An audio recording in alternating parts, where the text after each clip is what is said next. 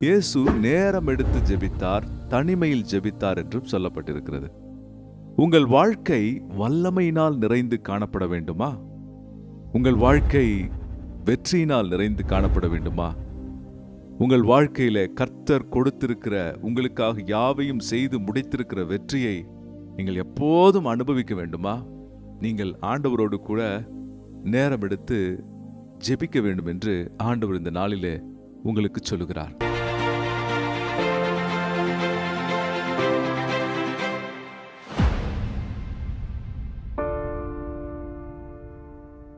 கர்த்தருக்குள் பிரியமானவர்களே, உங்கள் யாவரையும் ஆண்டவராகிய இயேசு கிறிஸ்துவின் நாமத்தில் இந்த வீடியோ செய்திக்கு நான் வாழ்த்தி வரவேற்கிறேன். கர்த்தர் நமக்கு போதுமானவராக இருக்கிறார். அவர் நம்மை காத்து வழிநடத்துகிறவராக இருக்கிறார்.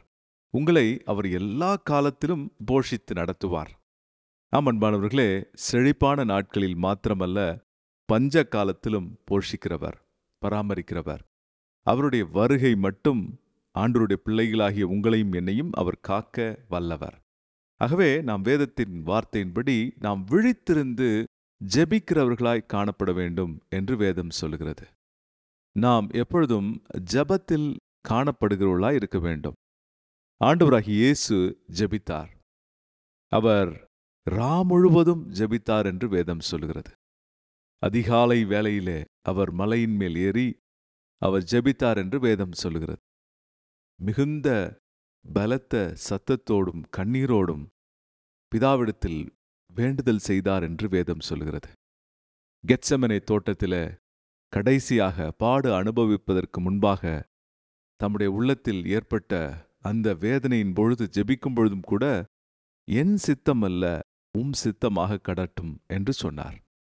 அன்பானவர்களே, இயேசு ஜெபித்தார். வேதாகமத்திலே பரிசுத்தவான்கள் அநேகரை பார்க்கும் பொழுது அவர்கள் ஆண்டவரோடு கூட உறவாடி ஜெபித்தார்கள். இயேசு நேரம் எடுத்து ஜெபித்தார், தனிமையில் ஜெபித்தார் என்றும் சொல்லப்பட்டிருக்கிறது. உங்கள் வாழ்க்கை வல்லமையினால் நிறைந்து காணப்பட வேண்டுமா? உங்கள் வாழ்க்கை வெற்றியினால் நிறைந்து காணப்பட வேண்டுமா? உங்கள் வாழ்க்கையில கர்த்தர் கொடுத்திருக்கிற, உங்களுக்காக யாவையும் செய்து முடித்திருக்கிற வெற்றியை நீங்கள் எப்போதும் அனுபவிக்க வேண்டுமா? நீங்கள் ஆண்டவரோடு கூட நேரம் எடுத்து ஜெபிக்க வேண்டும் என்று ஆண்டவர் இந்த நாளிலே உங்களுக்கு சொல்லுகிறார். நம்ம ரொம்ப பிஸியான வேர்ல்டில் இருக்கிறோம். நம்ம சுற்றிலும் பரபரப்பான காரியங்கள் நடக்குது.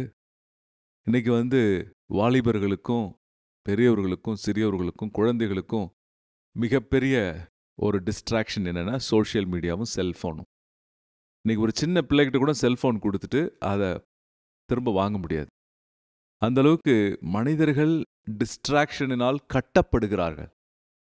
இந்த மாதிரியான சூழ்நிலையில் நீங்கள் கர்த்தரை உண்மையாய் தேடும்படிக்கு நேரம் செலவழிக்க வேண்டும் என்று உணர்ந்து அதற்காக ஒதுக்கும் பொழுதுதான் அந்த ஜெப நேரம் அர்த்தமானதாக மாறுகிறது.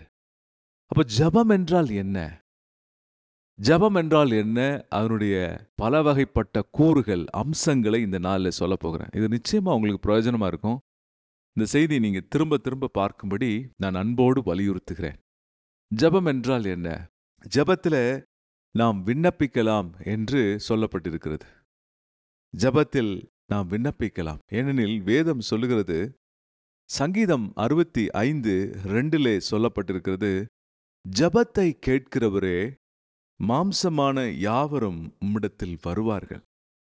இயேசு ஜெபத்தை கேட்கிறார். உங்கள் கண்ணீருக்கு பதில் கொடுக்கிறார்.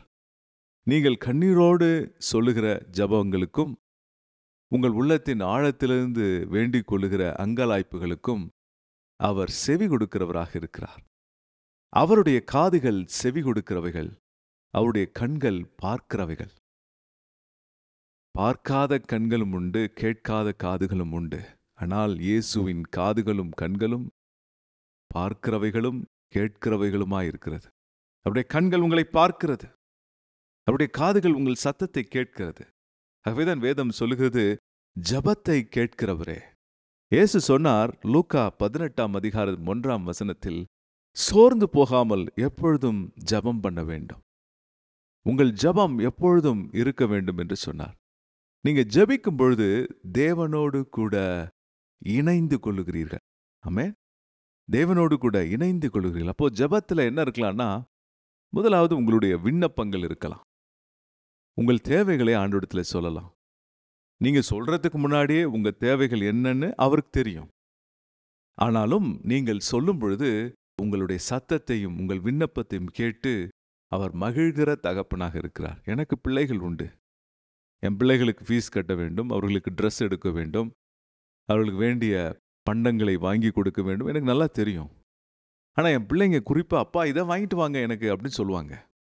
அப்போ நான் பார்த்து அதை வாங்கிட்டு போவேன். அல்லேலூயா. நீங்கள் கேட்கும்போது கர்த்தர் அதை கவனித்து கேட்கிறார். உங்கள் விண்ணப்பங்களுக்கு செவி கொடுக்கிறார். என் ஜபத்துக்கு ஆண்டவர் பதிலே கொடுக்க மாட்டார் சார், என் ஜபத்துக்கு பதிலே இல்லை. இல்லை அப்படி கிடையாது. உங்கள் ஜபங்களுக்கு பதில் உண்டு. கர்த்தர் உங்கள் ஜபங்களை கேட்கிறவர். ஸோ ஜபத்தில் விண்ணப்பம் அப்படின்ற ஒரு பகுதி இருக்கு. அதை நீங்கள் என்ன செய்யலாம்? கண்டிப்பாக ஆண்டவரிடத்துல சொல்லலாம். இன்னைக்கு நிறைய பேர் என்ன நினைக்கிறாங்கன்னா, ஜபம்னாலே ஆண்டவரிடத்துல பட்டியல் போடுறது தான் அப்படின்னு நினைக்கிறாங்க. அப்படி கிடையாது. எனக்கு இது வேண்டும் அது வேண்டும் என்று கேட்பது தவறு கிடையாது. அதை மட்டும் செஞ்சுட்டு நிறைய பேர் ஜபத்திலேருந்து எந்திச்சு போயிடுறாங்க. அதுக்கு பதில் வருதா வரலையா, அது ஆண்டவர் கேட்டாரா கேட்கலையா, எதுக்கும் நேரம் கிடையாது, அல்லது அவசியம் இல்லாமல் இருக்கு, எந்திச்சு போயிடுறாங்க. ஜபத்தில் நீங்கள் ஸ்தோத்திரத்தோடு கூட விண்ணப்பம் செய்ய வேண்டும் என்று அப்போஸ்தலனாகிய பவுல் சொல்லுகிறார். அவர் வேதாகமத்தில் அப்போஸ்தலனாகிய பவுல் இவ்வாறாக சொல்லுகிறதை உங்களுக்காக நான் வாசிக்கிறேன். பிலிப்பியர் 4:6.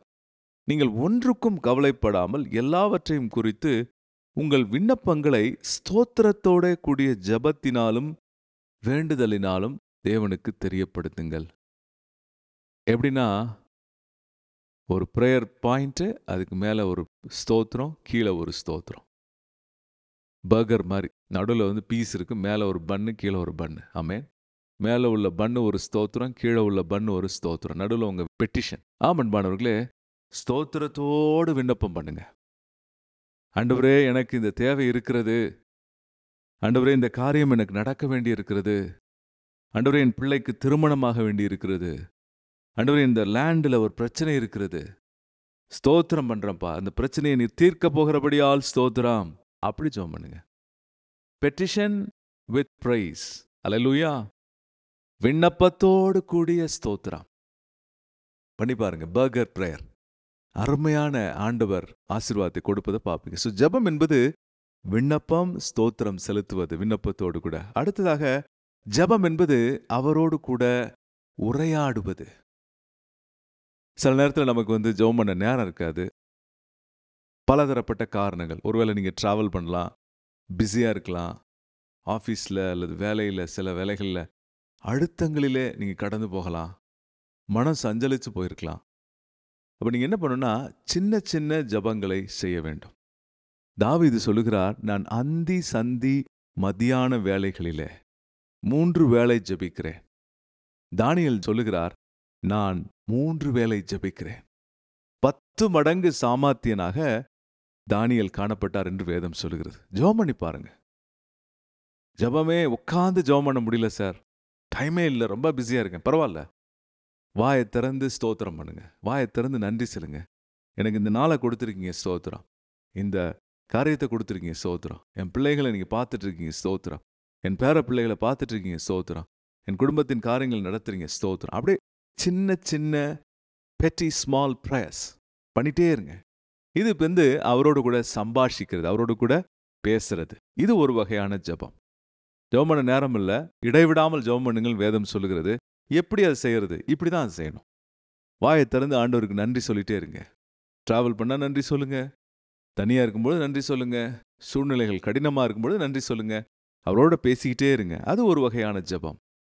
ஜபத்தின் இன்னொரு கூறாக இருக்கிறது. இன்னொரு காரியத்தை ஜபத்தில் நாம் செய்கிறோம். அவரை நன்றி செலுத்தி துதித்து ஆராதித்து மகிழ்கிறோம். இந்த ஜனத்தை எனக்கென்று ஏற்படுத்தினேன், இவர்களின் துதியை சொல்லி வருவார்கள் சொல்லப்பட்டிருக்கு. அப்படின்னு என்ன அர்த்தம்னா, நீங்க ஆண்டவருடைய மகத்துவத்தை அறிஞ்சிருக்கீங்க, அவருடைய கிருபையை புரிஞ்சிருக்கீங்க, அவருடைய அன்பை தெரிந்திருக்கீங்க. அதை நீங்க என்ன செய்யணும்? நாளுக்கு நாள் சொல்லி அதை பிரகடனப்படுத்த வேண்டும். அல்லேலூயா. அவர் செய்தவைகளுக்காய் நன்றி செலுத்தணும். அது ஜெபத்தில் நடக்கிறது. அவர் யார் என்று அவரை புகழ்ந்து வியக்க வேண்டும். அது துதியினால் நடக்கிறது. அடுத்ததாக அவருடைய மகிமையில நீங்கள் உங்களை இணைத்துக் கொள்வது, ஆராதிப்பது. அல்லேலூயா. அதுவும் ஜெபத்துல தான் நடக்குது. அப்ப ஜெபத்தினுடைய 3வது கூறாக இதை நான் உங்களுக்கு சொல்ல விரும்புகிறேன். அடுத்ததாக வேதம் சொல்லுகிறது, அவருக்குள் நாம் பிழைக்கிறோம், நடக்கிறோம், அவருக்குள் நாம் ஜீவிக்கிறோம். நமக்குன்னு எதுவும் கிடையாது, அவர்தான் எல்லாமே அப்படின்ற ஒரு வாழ்க்கை. அப்ப ஜெபம் என்பது அவரோடு ஐக்கியம் நிறைந்த ஒரு காரியமாக இருக்கிறது. அப்போ நீங்க அவரோடு கூட ஐக்கியப்பட வேண்டும். கர்த்தரோடு இசைந்திருக்கிறவன் அவரோடு கூட ஒரே ஆவியாக இருக்கிறான். அப்ப நீங்க அவரோடு கூட உங்களை இணைத்துக் கொள்ளுதல், அதுவும் ஜெபத்தினுடைய ஒரு கூறு, ஒரு அம்சம். அவரோடு கூட நீங்கள் ஜெபத்தில் ஐக்கியப்படுகிறீர்கள். அதையும் நீங்க ஜெபத்துல பெற்றுக்கொள்ள முடியும். அன்பானவர்களே, இப்படிப்பட்ட ஒரு காரியத்தை நீங்கள் செய்யும் பொழுது உங்களுக்கு மிகப்பெரிய ஒரு இளைப்பாறுதல் உண்டாகும். குறிப்பா இன்னும் நீங்க அந்நிய பாஷைகளிலே, அக்கினி பாஷையிலே பரிசுத்த ஆவியினால் நிரம்பி ஜெபிக்க தேவன் உங்களுக்கு இன்றைக்கு உற்சாகம் ஊட்டுகிறார். நீங்க ஜெபிக்கும் பொழுது, அந்நிய பாஷையில நிரம்பி ஜெபிக்கும் பொழுது என்ன ஆகிறது என்றால், உங்களுடைய பாரங்கள் உங்களை விட்டு வெளியே செல்கிறது. கர்த்தருடைய தரிசனம் உங்களுக்குள் வைக்கப்படுகிறது. அல்லேலூயா. அதுதான் ஜெபத்துல நடக்கிற அடுத்த அம்சமாக இருக்கிறது. அப்போஸ்தலனாகிய பவுல் ரோமருக்கு எழுதின நிருபம் 8ஆம் அதிகாரம் 26ஆம் வசனம் இவ்வாறாக சொல்லுகிறது, அந்தப்படியே ஆவியானவரும் நமது பலவீனங்களில் நமக்கு உதவி செய்கிறார். நாம் ஏற்றபடி வேண்டிக் கொள்ள வேண்டியது என்னதென்று அறியாமல் இருக்கிறபடியினால் ஆவியானவர் தாமே வாக்கு கடங்காத பெருமூச்சுகளோடு நமக்காக வேண்டுதல் செய்கிறார். சில நேரத்துல நம் உள்ளத்துல சில காரியங்கள் வெளியே செல்லவில்லை என்றால், பரிசுத்த ஆவியில் நிறைந்து ஜெபிக்கும் பொழுது அந்த அழுக்குகள், கசப்புகள், காயங்கள், பெருமூச்சுகள், வியாகுலங்கள் நம்மை விட்டு விலகி விடுகிறது. கர்த்தர் நம்மிடத்திலிருந்து வேண்டாத காரியங்களை நம்முடைய வல்லமையினால் சுட்டெரித்து விடுகிறார். அதற்கு பின்பு அவருடைய பாரத்தை நமக்குள் வைக்கிறார். ஜெபம் என்பது அவரோடு கூட நாம் நடத்துகிற ஒரு கான்ஃபரன்ஸ் மீட்டிங், ஒரு போர்ட் மீட்டிங், ஒரு இன்டராக்ஷன். இதுல நம்முடைய பாரங்கள் வெளியே சென்று அவர் பாரங்களை சுமந்து அவருடைய ஸ்தானாதிபதிகளாக மாறுகிறோம். பரிசுத்த ஆவியில் ஜெபம் பண்ணும் பொழுது உங்கள் வேதனைகள் விலகுகிறது, பெருமூச்சுகள் விலகுகிறது, உங்களுடைய கசப்புகள், வைராக்கியங்கள், வருத்தங்கள், யார்கிட்டயுமே சொல்ல முடியாத போராட்டங்கள் விலகுகிறது. வாக்கு கடங்காத பெருமூச்சுகளோடு வேண்டுதல் செய்கிற அனுபவம். இந்த அனுபவம் உங்களுக்கு இருக்கா? கேளுங்க ஜெபத்தில், ஆண்டவரே உம்முடைய ஆவியினால் என்னை ஜெபிக்க எனக்கு உதவி செய்யுங்க. ஆவியானவரோடு இணைந்து ஜெபிக்கிற ஜெபம். இப்படி ஜெபிக்கும் பொழுது உங்க மனசில் உள்ள வீணான கலக்கங்கள், பயங்கள், அச்ச உணர்வுகள், குழப்பங்கள்லாம் அப்படியே வெளியே போயிட்டே இருக்கும். பரிசுத்த ஆவியானவர் தேவனுடைய நம்பிக்கையை, வாக்குத்தத்தத்தை இன்னும் உங்க உள்ளத்தில் ஆழமாக்குவார், வெளிச்சமாக்குவார், விசாலமாக்குவார். உங்களுக்கு நம்பிக்கை கிடைக்கும். இந்த உலகத்தில் உங்களுக்கு நம்பிக்கை கொடுக்கிற ஒரே ஒருவர் பரிசுத்த ஆவியானவர். அல்லேலூயா. இந்த உலகத்தின் மக்கள் உங்களை புறந்தள்ளலாம், இந்த உலகத்தின் மனிதர்கள் உங்களை ஒதுக்கி தள்ளலாம். யார் ஒதுக்கினாலும் ஒதுக்காமல் உங்களை எப்போதும் ஆதரிக்கிற ஒருவர் ஆண்டவராகிய இயேசு. அவர் பரிசுத்த ஆவியின் மூலமாய் உங்களை பலனடைய செய்கிறார். அதுதான் ஜெபத்தில் நடக்குது. எத்தனையோ முறை நான் பலவீனப்பட்டு ஜெபத்திற்கு சக்தியே இல்லைன்னு படுத்துட்டேன் நிறைய தடவை. ஆனா பாருங்க, இந்த வசனம் எனக்கு கை கொடுத்திருக்கிறது. பரிசுத்த ஆவியானவர் எனக்கு உதவி செய்திருக்கிறார். உங்களுக்கும் உதவி செய்வா. ஜெபம் என்பது பரிசுத்த ஆவியோடு கூட இணைந்து நம் பாரங்களை கர்த்தரிடத்தில் கொடுத்து அவருடைய தரிசனங்களை பெற்றுக்கொள்ளுகிற ஒரு நேரம். அல்லேலூயா. அதோடு கூட இன்னும் பல காரியங்கள் இருக்கு, பல அம்சங்கள் இருக்கிறது. ஜெபத்திலே நாம் என்ன செய்கிறோம் என்றால், நம்முடைய பிரச்சனைகளிலே தீர்வுகளை பெற்றுக்கொள்கிறோம். கர்த்தர் நம்மை மறுரூபப்படுத்துகிறார். 2 கொரிந்தியரின் புஸ்தகத்தில் இவ்வாறாக வேதம் சொல்லுகிறது. அதை உங்களுக்காக நான் வாசிக்கிறேன். 2 கொரிந்தியரின் புஸ்தகம் 3ஆம் அதிகாரம் 18ஆம் வசனம் 17 வாசிக்கிறேன். கர்த்தரே ஆவியானவர், கர்த்தருடைய ஆவி எங்கேயோ அங்கே விடுதலையும் உண்டு. நாம் எல்லாரும் திறந்த முகமாய் கர்த்தருடைய மகிமையை கண்ணாடியிலே காண்கிறதைப் போல கண்டு ஆவியாயிருக்கிற கர்த்தரால் அந்த சாயலாகத்தானே மகிமையின் மேல் மகிமையடைந்து மறுரூபப்படுகிறோம்.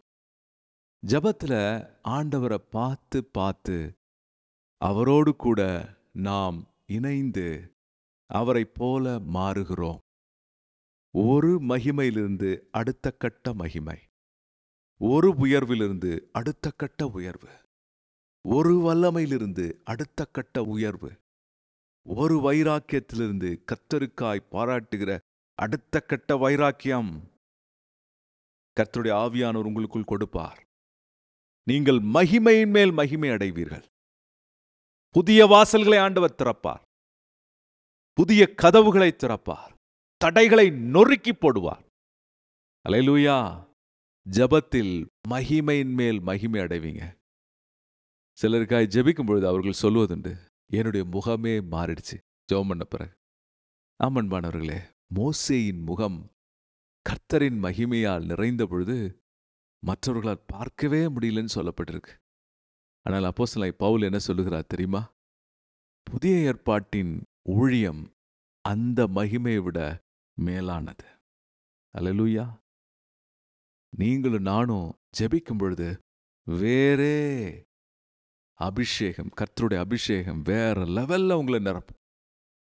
இதெல்லாம் இருக்கு. இந்த உலகத்தின் காரியங்கள், டிஸ்ட்ராக்ஷன், சிற்றின்பங்கத்துல மாட்டிக்கிட்டு நேரத்தை வீணடிச்சு உங்க நாட்களை பிரயோஜனம் இல்லாம பண்ணாதீங்க.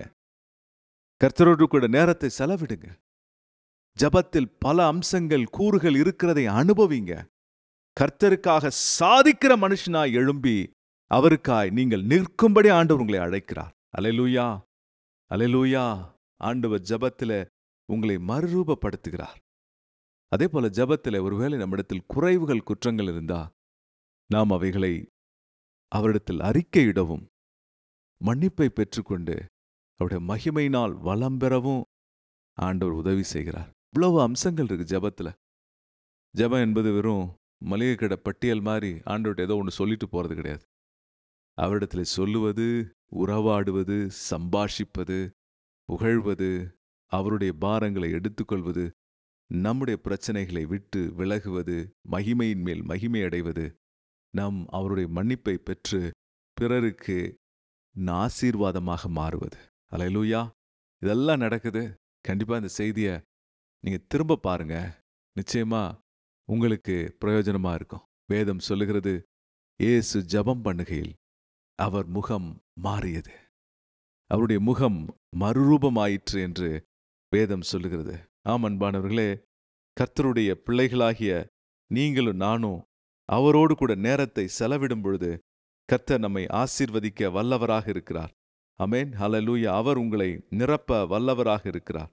ஆமென். நான் உங்களுக்காக ஒரு வசனத்தை வாசிக்கிறேன். லூக்கா 9:29 வாசித்து இந்த செய்தியை முடிக்கிறேன். அவர் ஜெபம் பண்ணுகையில் அவர் முகரூபம் மாறிற்று. நீங்க ஜெபிக்கும் பொழுது பிரகாசம் அடைவீர்கள். நீங்கள் ஜெபிக்கும் பொழுது வெற்றி பெறுவீர்கள். நீங்கள் ஜெபிக்கும் பொழுது சத்ருவின் ராஜ்யம் நடுங்கும். நீங்கள் ஜெபிக்கும் பொழுது கர்த்தர் பெரிய காரியங்களை செய்வார். நீங்கள் ஜெபிக்கும் பொழுது கர்த்தருக்காக வைராக்கியமாய் தொடர்ந்து ஒரு கட்டத்திலிருந்து அடுத்த கட்டம் செல்வீர்கள். You will see the next level of glory, my brother. உங்களுக்கு புதிய மகிமை வரப்போகிறது. ஜெபம் பண்ணாம இருக்காதீங்க. நேரம் எடுத்து செய்யுங்க. இயேசு செய்தார், நீங்க செய்யணும், நான் செய்யணும். அல்லேலூயா. நாம் ஜெபிப்போம், சிறந்த அனுபவங்களை பெற்றுக்கொள்வோம். கர்த்தர் உங்களை ஆசீர்வதிப்பார். ஜெபிக்க போகிறோம். ஆண்டவரே, நாங்கள் இப்பொழுது கேட்ட இந்த சத்தியத்தின்படி ஜெபத்திலே பல கூறுகளையும் அம்சங்களையும் நீர் வைத்து எங்களை பரவசப்படுத்துகிறீர். அதை புரிந்து கொள்ள எங்களுக்கு உதவி செய்யும். உம்முடைய பிள்ளைகள் எழும்பி பிரகாசிக்கட்டும். உம்முடைய பிள்ளைகள் எழும்பி பிரகாசிக்கட்டும். இதை பார்க்கிற ஒவ்வொருவருக்கும் புதிய கட்டங்களை கொடுக்கிறீர், புதிய உயர்வுகளை கொடுக்கிறீர். ஆவிக்குரிய வாழ்விலும் பூமிக்குரிய வாழ்விலும் மறுமலர்ச்சியை கொடுக்கிறீர், மனமாற்றத்தை கொடுக்கிறீர், முன்னேற்றத்தை கொடுக்கிறீர். நன்றி. திறந்த கதவுகள் வைக்கப்படுவதற்காய் நன்றி. உம்முடைய பிள்ளைகளுக்காய் புதிய வாசல்கள் திறக்கப்படுவதற்காய் நன்றி. உம்முடைய பிள்ளைகளை பரவசப்படுத்தும், உம்முடைய பிள்ளைகளை நிரப்பும், உம்முடைய பிள்ளைகளுக்குள் வைராக்கியத்தையும் வாஞ்சையும் கொடும். உம்முடைய பிள்ளைகள் தரிசனத்தினால் நிரம்பி அநேக ஆத்துமாக்களை கர்த்தருடைய ராஜ்யத்திற்கு கொண்டு வர உதவி செய்யும். வேலையிலும் பூமியிலும் உலகத்திலும் சாட்சியாக இருக்க உதவி செய்யும். நீர் அப்படி செய்கிறபடியால் கோடான கோடி நன்றி செலுத்துகிறேன். இயேசு கிறிஸ்துவின் நாமத்தில் ஜெபிக்கிறேன் பிதாவே, ஆமென். அன்பானவர்களே, இந்த செய்தி உங்களுக்கு பிரயோஜனமா இருக்கும்னு நினைக்கிறேன்.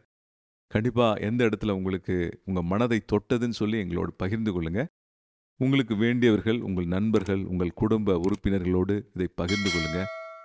நீங்க ஒருவேளை சப்ஸ்கிரைப் பண்ணலனா, இந்த சேனலை சப்ஸ்கிரைப் பண்ணுங்க. அநேகர் நாம் சேர்ந்து தேவ நாமத்தை உயர்த்துவோம். இயேசுவின் அன்பை சொல்லுவோம். அவர் தருகிற சுகத்தை மனதிலும் உடலிலும் பெற்று அவருக்கு சாட்சியாக ஜீவிப்போம். கர்த்தர் உங்களை ஆசீர்வதிப்பாராக. ஆமென்.